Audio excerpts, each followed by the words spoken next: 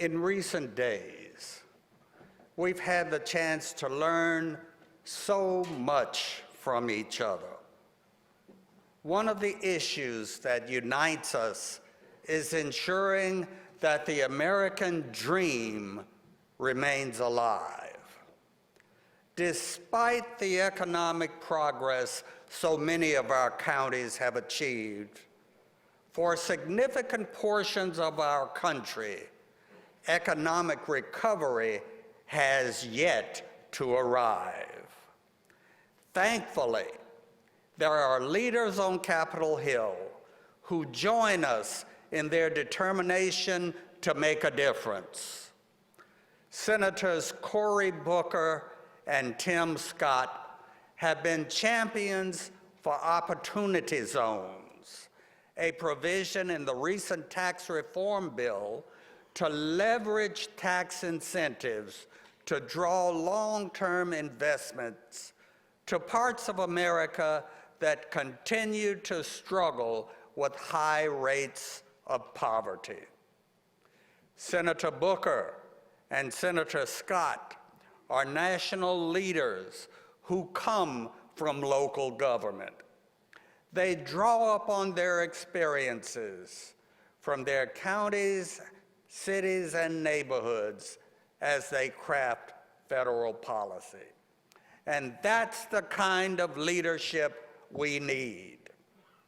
Prior to becoming a U.S. Senator in 2006, Senator Booker served as mayor of Newark, New Jersey, bringing in a period of historic growth for that city. Senator Scott, prior to becoming a U.S. Senator in 2013 and a U.S. Congressman in 2011, was a South Carolina state representative and served on the Charleston County Council for more than 13 years. Senators Scott and Booker are here to discuss the work they did to make Opportunity Zones a reality. And here to moderate the conversation is John Lettieri, co-founder and Senior Director of Policy and Strategy of the Economic Innovation Group, the bipartisan public policy group that pushed for Opportunity Zones as a new approach to the long-standing issue of struggling local economies. Please join me in welcoming Senators Cory Booker and Tim Scott and John Lettieri to the stage.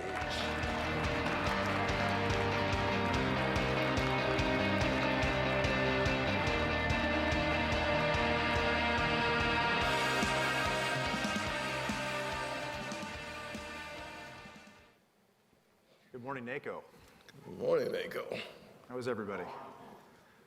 So it's a real pleasure to be here with Senators Booker and Scott to talk about Opportunity Zones, but also to talk about their relationship in the Senate, their collaboration, and some of the issues that we know are important to the state and local community today. And that's really where I want to start.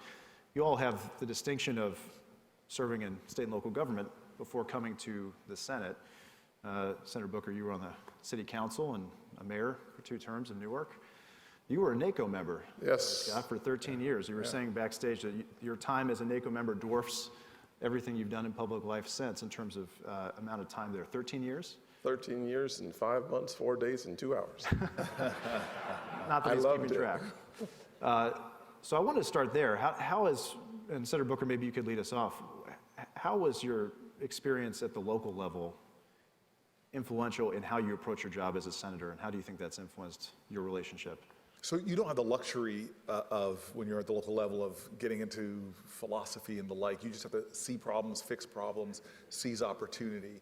And so when I was mayor, I created relationships with people that can help me get things done, whether it was Republican Governor Chris Christie, whether it was a Manhattan Institute. I was working with people on all sides of aisles, in all different sectors, to try to just deliver on the goals that I had for myself. I was always looking at 3 areas of my city and how can we advance the ball. And so in the Senate, I wanted to keep the same philosophy, which is not fall into sort of a partisan camp, but always look for that common ground where I could advance measurable gains for my state and then for national issues that I really care about. And that's why Tim has been one of the great blessings. He preceded me to the United States Senate and is somebody that has that same kind of pragmatic view. Clearly, we don't agree on everything, but you can't find 2 Americans that agree on everything anyway. And we've been able to find a lot of common ground. In fact, my very first piece of legislation as a United States Senator was done with Senator Scott, which was just something very practical that I knew about in New Jersey that his state did so well, which was apprenticeship programs. And when I brought my manufacturers together in Newark when I was mayor, and I wanted to know what their pain points were, I thought they would complain to me about property taxes, but their biggest pain point was not being able to find machinists and qualified workers. So for me, I told my staff when we were sort of projecting out before we came into the Senate that I wanted to be like the mayor of New Jersey now and try to find ways to practically make a difference in people's lives and keep that attitude in the United States Senate. And when I'm in that space, I found it to be incredibly fruitful in terms of getting things done. And Tim has been an amazing partner for me in the Senate. I'll tell you, I don't remember that exactly the same way he just described it. He described it so nicely and so kind. That's not exactly how it happened. If I remember correctly, Cory, the way your first legislation came about was you called me with almost this air of arrogance that you had found a program in South Carolina that I could not find myself, even though I live in South Carolina. And that program was so successful, you were willing to make it a national agenda item for you, a national model, and you were wondering why the guy from South Carolina could not find a program in his own state. I know how to get you to do things. Yes, you do. And that birthed the bipartisan coalition that we now see because Cory found a successful program in my backyard and kind enough to say, dude, seriously, you should be doing this. But since you're not, join me and we'll do it together. And that's how the relationship started. It was really an interesting conversation, but one that has led to a lot of fruit. He also invited me into the Bald is Beautiful caucus. Yes. And it's a very small caucus, but we hold it well. We exchange, razors. Yes. We even didn't you invite Chris Coons in as well? I tried to get Chris Coons to come in, but he just doesn't feel the same kind of sense of pride in his baldness as you and I do. Yeah, well, praise the Lord. Anyway. I'm right behind you, gentlemen. No, you're not, actually. Just let it go, man. What are you trying to hide on this? It's inspiring. So you kind of led into my next question, which is the Senate, like all things, is about relationships. And it's so important as a relational body that you have trust.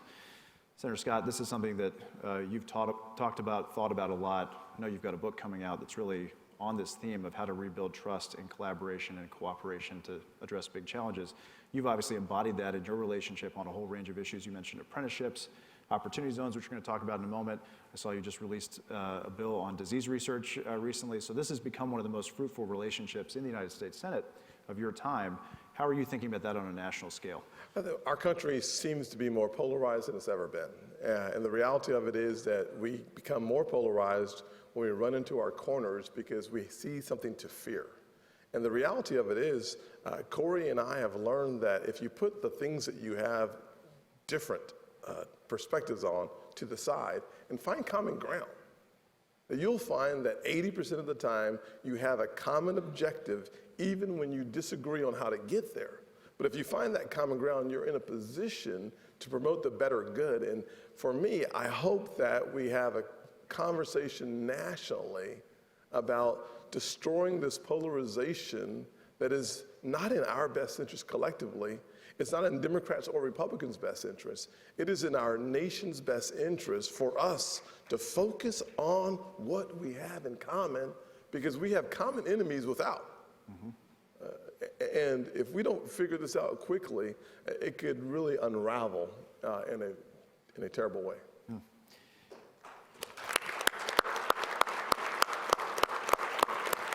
Book's coming out next month. Yes, the book, I'm sorry about that, forgot about that. Yeah, Unified, coming out next month. We're just going to work a lot on how do we bring this nation together.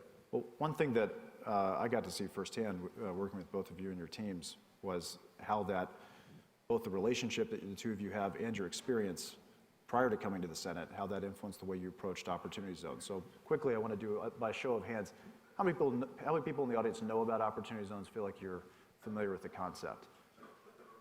It's good. Not bad. Not great, but not bad. So that's what we're here to talk about. So Opportunity Zones, a new idea, a new way to put tools in state and local leaders' hands for economic development, particularly for communities that have been left behind through a unique incentive model for private long-term investment. Talk about, from your backgrounds and from your approach to public policy, why this issue? Why was this something that you both put front and center in the last Congress and got across the finish line in a really contentious time?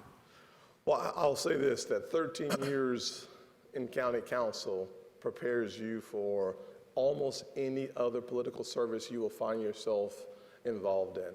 One of the things I realized as a county council chairman was that the need to get things done always exceeded the budget. And the areas that suffered the most were the areas where poverty was high, crime was high, graduation was low, but the people were fantastic. The energy level and the enthusiasm about working hard to make a difference was sky high. I grew up in those communities in South Carolina. And my mother was a single parent, and she worked 16 hours a day. And I've often thought as a kid, walking to school, sometimes lost and disillusioned in my own heart, why can't people like me have the best opportunities too? And this legislation says there's a way to attract real capital into the distressed communities by having a tax incentive so those who have take a second look and a different look at those who do not.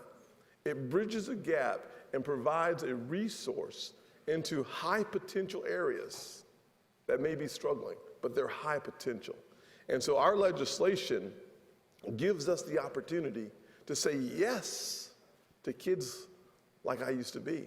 And it says yes to single mothers by bringing better jobs, more resources, better infrastructure, and we can do it without gentrifying the community. Because I don't think of gentrification as a way of improving a community. That destroys a community. So we can do both, more capital investment with the citizens who live there benefiting from it without being chased out their neighborhoods. And you have an example of this in South Carolina that you think's really worked well. Absolutely. In Spartanburg, South Carolina, there's something called the North Side Initiative. The North Side Initiative started with the former mayor of Spartanburg, has been able to take a third of the board of directors for this new project. Are those folks on the board live in the community? They've lived there for 3 or 4 decades. They're helping to cobble together this transformation in their neighborhoods. And the neighborhood still looks like them, but it also makes room for others. It's a phenomenal success story where the public, private partnerships, nonprofit organizations are coming together and breathing new hope into these communities. And it's fabulous. It has eliminated a food desert. You've got more minority businesses in this community than you had before it started. Crime has gone down by 86%. The kids are living a higher quality of life, and their future is brighter. It's amazing. So you've got a new governor. One of the remarkable things about Opportunity Zones is that it really is it's an experiment in federalism in the sense that you've created an incentive, a federal incentive, but put it in the hands of governors in coordination with their mayors and their county officials and others to figure out how to apply and where to apply the incentive in their states and what kind of goals to set, which are going to look different from one state to the next and one community to the next. So you guys are working closely with your new governor. As a former mayor, you know what it was like to kind of collaborate at the state and local level. How do you hope states approach this? What kind of outcomes are you thinking about when you think of this in New Jersey? And what's the model that you think are principles that should guide the way they apply it in their states? So let's just go through the basics, because everybody's governor has until the 21st the governor has until the 21st to designate about 25% of their high poverty areas as seen by the new market tax credit distinction. So the governor can take a quarter of those areas and designate them as opportunity zones. And what does that do? It creates a powerful tool for drawing capital off the sidelines and getting it into low-income communities. We know that genius is equally distributed in the United States of America, but capital is not. We know that kids growing up in low-income areas actually will make less money than their peers growing up in areas that have more economic investment. And so when I was a mayor of one of America's poorest census tracts, I was mayor of Newark, New Jersey, one of my major goals every day was how can I get capital invested in my communities to create economic opportunity.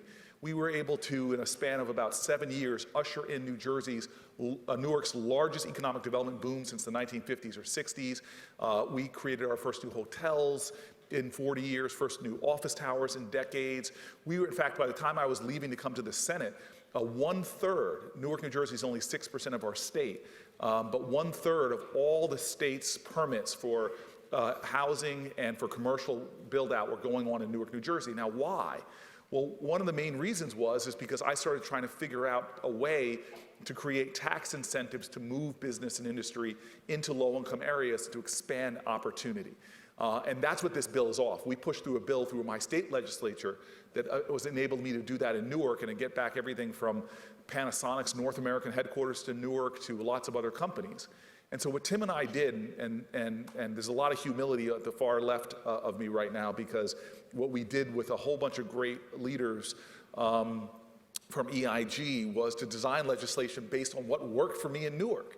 And so what this legislation does, if you are an investor and you now suddenly have this major capital gains obligation because your investments are going well, you can roll over that investment, not pay your capital gains. You can roll it over into an investment targeted in inner city. And by the way, this is something my friend here and I both agree on, which is the government's not going to tell you create the investment vehicle. The government's not going to tell you how to put your money. You just are putting it in an area designated by the governor. You don't have to pay your capital gains obligations. If you hold that investment for 10 years, you can get a capital gains break of about 15%, and the money, the profits that you make from that, you don't have to have a capital gains obligation. That is a huge tool in the toolbox. If I was still mayor of Newark, New Jersey, I would have been stalking my governor, telling him to designate my city, so I can have that tool, so that when I was running around the country, as many of you do, going to the supermarket conference in Las Vegas, going to here and there, I can now tell folks that this investment of theirs is going to make more economic sense for them. And so I'm so excited. Tim and I have talked to mayors groups. Tim and I have had conference calls. We're letting people know that of all the things that have happened since the recession, this is probably the biggest economic development tool that local government leaders have to attract capital and investment into their communities, to create jobs and economic opportunity, as well as a story that Tim told is a story that I see in Newark. You suddenly are triggering now momentum in your community, so that Newark's population is growing now for the first time in 60 years because of a lot of the things that we were able to do, and we're seeing just a multiplier effect of benefits. And on a county level, if you take what the mayor just said, Mayor Senator, Thank you, very much. It's a compliment. You did a good job. Seriously, if you take what the vision he just laid out, and you think about it from a county perspective, the TIF districts that are available, the tax increment finance that's available, you create infrastructure around this new area that's been targeted for new investment, and you start watching an area that used to be old become brand new, be transformed, and you can do it in complement with your city government, your county government, your state government, and then federal, as well as the resources from the private sector coming into targeted areas. You can have the trifecta, so to speak, in play in a community and use it as an example for other communities in your state, as the federal government has an opportunity to participate in targeting areas within states as well. So there's going to be a real resourced opportunity in front of us from the private sector to the local, and we can use the tools that are already in our toolkit as county council members and to make sure that those areas receive all the emphasis and opportunities that it deserves. So with the time we have left, I wanted to end on this thought of expanding opportunity. And obviously the capital piece is a huge portion of that conversation. And with the capital comes a catalyst for all types of other behavior. And frankly, we're seeing this at EIG. As the Opportunity Zones program is becoming better known, there's a bigger conversation happening about what else these communities need. So it's a vehicle to have a broader conversation about economic opportunity. This has been a successful partnership. This is a big success in the work you guys have done together in the Senate writ large. What's next in terms of, as you think about expanding opportunity, what else you'd like to see in terms of tools or initiatives or things that we can do to broaden that conversation at a time when the country is divided? Maybe both of you can talk about, like, if you had your wish list, what would be the next thing on the table? I'll let you go first. Certainly. There's no question that if you look at the important role of workforce development, it cannot be overemphasized enough.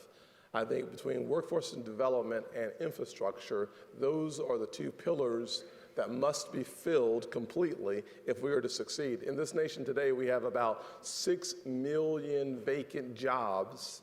And of those 6 million vacant jobs, 75% of those jobs do not require a college education.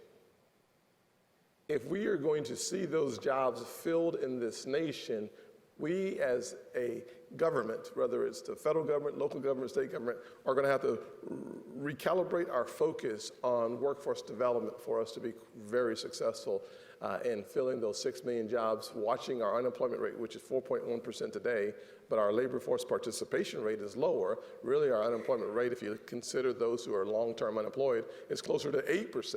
So the fact of the matter is that if we focus on workforce development, you get the last tool that I believe is a necessary component of wild success in this nation. Not just steady growth, but wild success in this nation requires high potential kids to have the work skills that fit their neighborhood, that fit their city, that fit their states. When we do that, Katie barred the door. And so I will do one that Tim and I obviously agree on, echoing what he just said, and then one that I haven't talked to him about. So the one we agree on is just what he said, is we've got to get rid of what I consider the college lie we have in this country, where we're sort of looking down on people that don't have a college. Well, 2/3 of Americans don't have college educations, and they are just as talented, just as willingness to work, and we're not focusing on developing that. Our competitor nations have moved away from you look at Germany now, about 50% of their kids are not going to college. They're getting technical training directly attenuated to what the demands of industry is. And that's something we've got to get back to in the United States of America. I know people who've told me stories about paying people 6-figure salaries, because even though the people only have a 9th grade formal education, but they know how to code and do the jobs of the 21st century economy. So that's something we really need to focus on.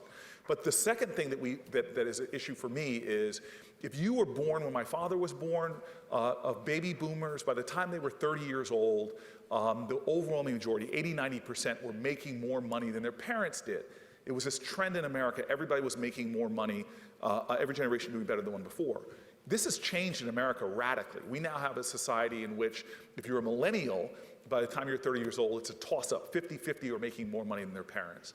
We have seen about 40 years of stagnant wages in this country, and a disturbing trend at the same time that we have an 80-year high of corporate profits. In other words, we're just not seeing the kind of expansion in wages that we do. More people are working. We have a lower unemployment rate, but they're working in the kind of jobs that don't pay a living wage. Airline industry is one I've been talking about a lot, that has decided to outsource a lot of their employment to the people who clean planes, people who deliver food on planes, to these outsourced companies that bid for those contracts by driving down their wages and compensation. There's an incredible, look for the article from the New York Times that compared a janitor that worked for Kodak versus a janitor that worked for Apple. The janitor worked for Kodak, could go to school at night on their tuition reimbursement plan, and they followed this janitor all the way up to middle management, making a great job. The janitor that worked for Apple doesn't work for Apple. They work for an outsourced company, and their wages are low, their benefits are low, and they're stuck in a poverty trap. And so we've got to start thinking about how are we going to, America, going to make a person who works full-time plays by the rules, that they can now start to see their economic well-being advance. And so there's a lot of issues that my team is dealing with to try to get to this idea of how do you make work pay again? How do you bring dignity back to work? And to me, that's one of the biggest nuts we have to crack. And I'll give you one idea about something to do with that. One of the biggest changes in our economy since my dad's generation to my generation has been this new short-termism. In other words, the average stock hold in my father's generation was 8 years. Now it's 8 months. I've now interviewed a lot of corporate CEOs who talk to me about the problem they have where they're being measured by their next quarterly returns, where the pressure is to somehow bump that stock price up because 50% of their compensation is based on that. And so what do?